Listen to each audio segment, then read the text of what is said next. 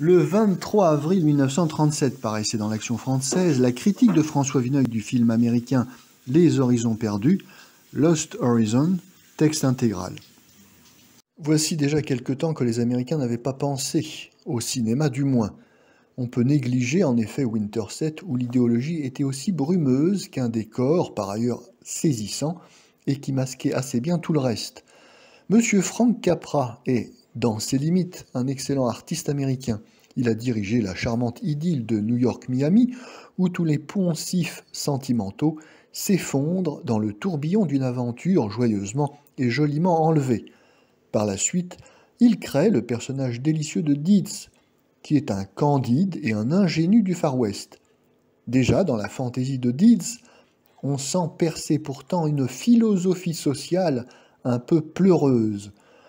Dans Les Horizons perdus, M. Capra se hisse jusqu'au rôle de mage et d'apôtre.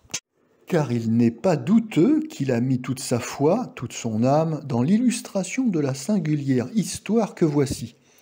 Dans une ville chinoise en révolution, un jeune diplomate anglais, Conway, conduit avec un sang-froid admirable le sauvetage des Blancs. Tel le capitaine d'un navire qui sombre, il ne montera lui-même que dans le dernier avion. Le décollage est périlleux, au milieu de la fusillade de la populace en délire qui a envahi le terrain. Enfin, l'appareil prend de la hauteur avec ses passagers, Conway, son frère qui est bien agité, une jeune poitrinaire, sarcastique, et deux gaillards chargés d'intermèdes comiques, un paléontologiste et un ancien plombier devenu banquier véreux. Il fait nuit, on s'endort, non sans avoir écouté une homélie du diplomate qui va bientôt être nommé ministre des Affaires étrangères de la Grande-Bretagne. Il voudrait désarmer le pays jusqu'au dernier fusil de chasse. Quand l'ennemi arriverait, on l'accueillerait avec des rameaux d'olivier, et il serait si saisi qu'il s'écrierait « On nous a trompés sur le compte de ces gens-là, ne dérangeons pas un aussi aimable peuple » et se retirerait sur la pointe des pieds. Notez que l'on a lu une proposition de ce genre il n'y a pas si longtemps dans un très grave journal anglais. Le diplomate, devant la mine de son frère, éclate de rire et l'assure qu'il n'en fera rien. Mais il n'est pas difficile de deviner que c'est là le fond de sa pensée. On n'y prête pas autrement attention car le jour pointe et nous nous apercevrons qu'au lieu d'arriver à Shanghai, où un solide croiseur attend les fugitifs, nous sommes en vue des montagnes du Tibet. Les passagers, terriblement inquiets, frappent à la porte du poste de pilotage. À la place de leur aviateur américain, ils découvrent un Chinois grimaçant, armé d'un superbe Browning. L'aventure se corse d'une halte en plein désert au milieu de nomades qui sont là à point nommé pour ravitailler l'avion en essence. Puis bientôt une chute dans une tourmente de neige parmi des pics de 20 000 pieds. Tout le monde est sauf, hormis le pilote trépassé dans sa cabine. Une caravane surgit providentiellement pour arracher les naufragés du ciel au trépas plus cruel encore que leur réservait la faim et un froid polaire. Il y a une lamasserie dans les environs, disent-ils. On y accède par un défilé épineux. Tout à coup, après une sorte de tunnel, l'air tiédit. Les voyageurs se frottent les yeux. Y aurait-il aussi des mirages de la montagne ? Ils aperçoivent à leurs pieds une vallée pleine d'arbres, de champs, de fleurs. Des maisons blanches surgissent au milieu des citronniers. Le lama en chef sourit. Non, ses compagnons ne sont pas devenus fous. Ils arrivent simplement au bienheureux ermitage de Shangri-La, dans la vallée édénique de la Lune bleue, séparée de l'univers, protégée des frimas par une couronne de monts à peu près inaccessibles. C'est de plus en plus l'Atlantide, mais avec une imagination plutôt fatiguée. Le palais de Shangri-La a été en effet construit par un élève de M. Le Corbusier qui aurait beaucoup fréquenté aussi les Folies Bergères, style building et style music-hall mêlés. Ce n'est pas d'une nouveauté irrésistible.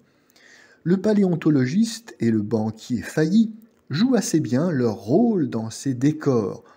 Le premier persuadé qu'un bourreau chinois se cache sous tous les rideaux. Le second se réjouissant le derrière sur tous les sofas. On aimerait beaucoup qu'ils fussent les vrais héros de l'histoire. Malheureusement, il y a le lama, qui a le ton, les lunettes, de ces prédicants méthodistes poursuivis par Charlot avec une si joyeuse férocité. Ce personnage paplard ne nous présage rien de bon. En effet, la pensée américaine va se déverser en une pluie de sermons. Le lama n'est qu'un intermédiaire entre le commun des mortels et un super lama qui va bientôt catéchiser M. Conway, le diplomate.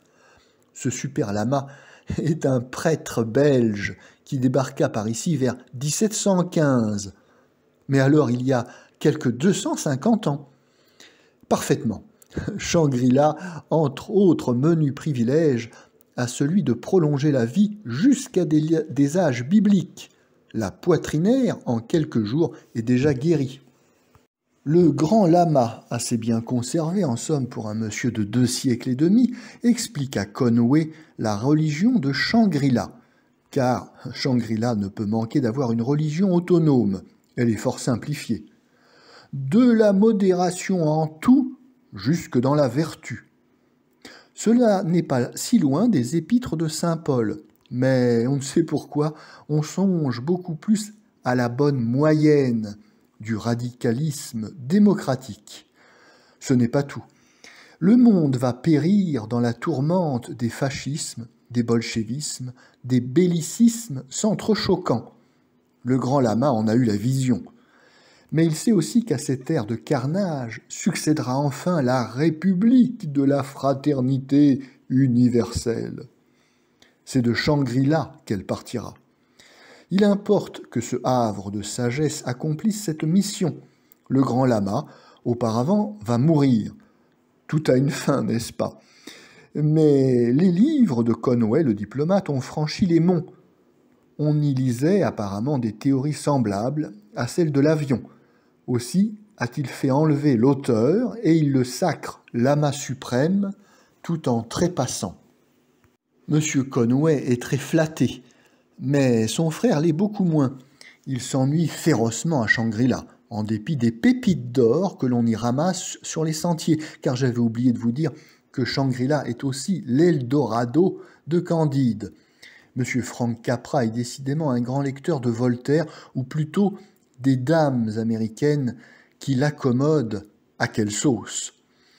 Le frère veut partir, il tient à emmener avec lui une jeune fille russe qui lui plaît fort. Question troublante, quel âge a-t-elle ? 80 ans, dit un lama. Et si elle sort d'ici, elle vieillira en un clin d'œil. Sornette, s'écrie la russe. J'ai 20 ans et je le prouve, on me séquestre ici par jalousie. Tous ces individus sont des menteurs ou des fous. Conway, le diplomate, se sent ébranlé.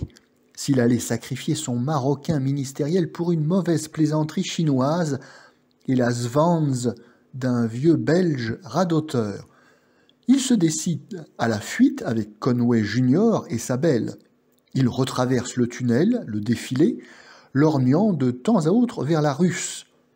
Elle ne prend pas une ride. Ils franchissent des séracs, s'enfoncent dans des abîmes. La russe tombe sur ses genoux. Conway Junior la relève. Malédiction! C'est une Asiate pour le moins centenaire. Il se précipite dans le vide. Il ne reste plus au diplomate qu'à retrouver péniblement le chemin de Shangri-La, où son trône l'attend. J'accepte beaucoup plus volontiers, pour ma part, ces contes de nourrice du Mathusalem belge, des vieillards instantanés, que le prêchi-prêcha s'entend la vieille institutrice anglaise, la loge maçonnique et le corridor de la Société des Nations. Je crains cependant que ce soit surtout cette philosophie qui évalue aux horizons perdus un succès immense dans tout le monde anglo-saxon, de la Nouvelle-Zélande à la pointe des Hébrides. On cherche désespérément des scénarios burlesques. Il fourmille.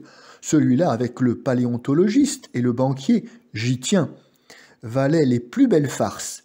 Hélas, On l'a traité en grand drame moral et de si plate manière pour l'épisode central qu'il n'est même pas possible d'en sourire. La mise en scène est une des plus onéreuses qu'Hollywood ait tenté depuis longtemps. J'ai déjà parlé du palais de ce nouvel Eldorado. Mais on aimerait découper dans cette énorme tartine le prologue et le dénouement, la révolution, l'avion, la détresse en montagne, des pics, des avalanches. On y retrouverait le meilleur cinéma américain, vif et ramassé.